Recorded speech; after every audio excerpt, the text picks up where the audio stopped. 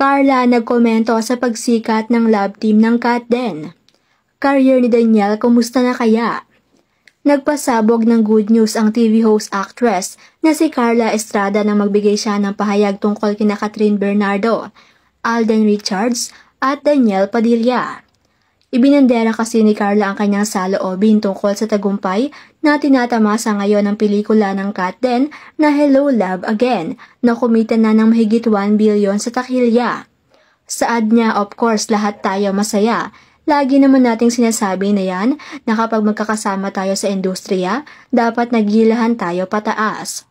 Congratulations! I am very happy. I am very proud for Catherine and Alden. Anya pa.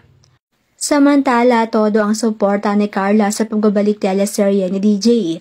Talagang umattend pa siya ng press con ng Incognito kamakalawa ng gabi na ginanap sa Dolphy Theater ng ABS-CBN.